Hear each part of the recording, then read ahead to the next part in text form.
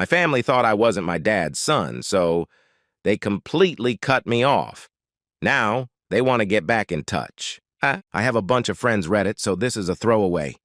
I don't think the technical details will matter a lot, so I'll get right down to business. 4 years ago, Dad found out my mom had a lifelong affair, more than one, but that's another story. He knew about a couple of affairs she had in the past and forgave her, hanging in there for the kids, moving on, blase blase. But that time, 4 years ago, he found out me and my two siblings might not be his kids, considering time of affair. This was the first time we all heard of Mom's, well, everything really. There was a whole DNA thing, and it turned out my siblings were my dad's, and I was not. Cool, right? So Dad leaves Mom, divorces her, moves out, takes both my siblings with him. Not me, though. I stay behind with Mom, who hits a new low finding herself alone, and we both become pretty much outcasts as far as most of the family is concerned.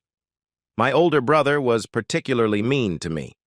We were really tight before, and the shit he did to me, I swear, had I been bigger at the time, I would have punched him hard more than once.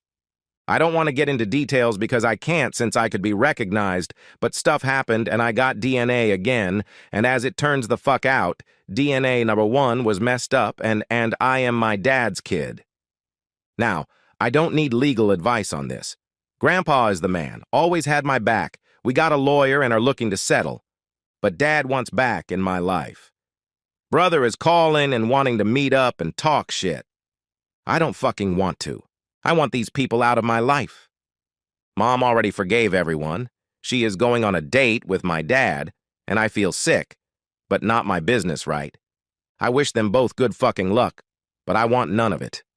Only nobody leaves me be. I keep hearing that they're family, and I ought to hear them out and give them a chance, or I'll regret it later, and that the only reason I won't talk to them is because I'm a teen and stupid or some other shitty explanation. So, give me some perspective here, please. Do I sound unreasonable when I say thanks, but fuck no thanks? TLDR, Dad thought I wasn't his kid. Left, turns out I am his kid.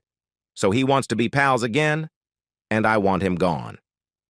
Update 1. Thank you all for the advice, but I decided to go with my gradpas, which was kind of the same most of you gave me, and I'll be standing my ground. I've been really annoyed lately because a lot of people around me keep saying I'm a crazy teen and I'll regret it. But Grandpa made a point that I need to stop trying to decide how I'll feel in the future. 'Cause truth is, you can never know. You have to make decisions now, based on feelings and info you have now, not based on feelings and info you might have later. Right now, I'm disgusted by Dad and brother. I want nothing to do with them. I don't trust them. And I even think there is a chance they might be doing this, reaching out, just for optics and money. If my feelings change, I will deal with that when they do. Cross the bridge when I get to it and all. I wasn't really going to post an update on this because I don't see the point. My story is kind of over. But something happened yesterday and I wanted to share, so I decided to stand by my, fuck no, I don't want to talk to them. I'll be moving to another city soon and decided to change my number.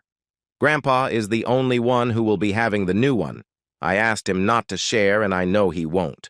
He is a retired cop, so he's really badass and has zero patience for bullshit. My new number is safe. He called my mom and told her that from now on, if anyone wanted to reach me, they'd have to go through him. So Mom showed up at his place, I've been living with him for a while, and tries to talk to me. But Grandpa says she has to talk to him first, so he can decide whether she is allowed to talk to me or not. So Mom goes insane and starts telling him that it's none of his business and that this is between me and my dad. So Grandpa goes something like, if anybody shows up at my lawn to disturb the boy, I'll get the cops, a restraining order, and a shotgun. It goes on for a while until Mom says I'm not the only family Grandpa has, and that by doing this, Grandpa is pushing everyone away and splitting the family. He has other grandchildren. Why is he picking just the one? And so on. So Grandpa laughs and tells her that through no fault of his, this family blew up long ago, and everyone just grabbed a piece of what was left and ran for it. He looks at me and says, I'm his piece, so he's not letting go and fuck it.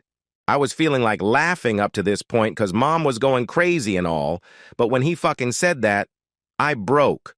Mom left after a while, and I just hugged my old man like life depended on it, and he just said something like, "Enough now. No need for that. I'm your family. Family doesn't leave. You remember that when you have one of your own? And I fucking will." Edit, before I forget. Some people were asking about what my siblings were like. Well, my older brother stole, took shit that were mine or supposed to be mine.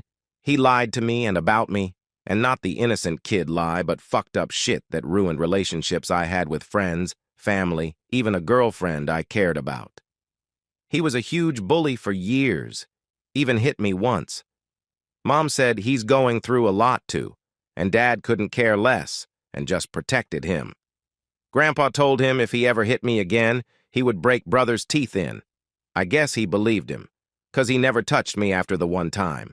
Younger brother is cool. I'd rather not talk about him here. Another edit. I read the comment section to Grandpa. I had to explain what OG is, and he now wants to watch Breaking Bad and Better Call Saul LOL. But we thank you for all the love. Reading the replies on my first post, he just said the internet is very smart. Reading the replies on this update, he got a little emotional and left saying he had stuff to do. But he got a beer, came back, and asked if there were more people saying stuff. The comment comparing him to Clint Eastwood made his day. Thanks for the love, guys. Update 2. It is an act of God that I still remember the password to this throwaway, but fuck, guys. People, you are not gonna fucking believe this. I don't freaking believe this. The lab didn't make a mistake on my results. What they did is they mixed the results of all children. I am my dad's bio son, but my older brother is not, which is fucking weird because he looks like Dad. Maybe Mom has a type. Turns out it was his lab result stuff whatever with my name on it. He will be triple checking it now with another lab, but I mean, fuck. The settlement has a confidential disclosure clause, something on details, so I will not be speaking about this ever again, 'cause it's damn good money, so shush. But I had to share this because fucking LOL. If anybody is keeping score, I now believe in karma. Story 2. What's the craziest thing you've ever seen happen at Walmart? I saw a dwarf security guard take a flying leap into and beat the living crap out of a 60-year-old black man in a Hawaiian shirt who was trying to steal about $600 worth of steak. The steak guy, he did this once a month or so. He would just fill up his shopping cart with steaks, briskets, pork ribs, etc., head up to the front, act like he was going to check out, then barrel through the exit doors and dump it into a waiting truck. They never got a clear plate and were trying to catch him in the act. I was working my counter and heard behind me, "Sir, don't do it. Just step away from the cart." Walmart security is plain clothes and has no legal authority. They can detain you and defend themselves, but they can't restrain you. You can leave whenever you want. I turn around and I see this guy with the shopping cart full of steaks. He's starting to stammer and come up with excuses while simultaneously trying to play it off. "Sir, just come with us, please. Let go of the cart, sir." The guard trying to get him calm was the head of security there. He was a chill guy in his 30s, but built like a brick. You might think he was chubby if you looked at him. You wouldn't dream he could bench like 340 plus lbs. The steak guy, he makes his break. He tries to blow past Chubb's McMuscles, and they end up going into a stack of DVDs. Then came Eric.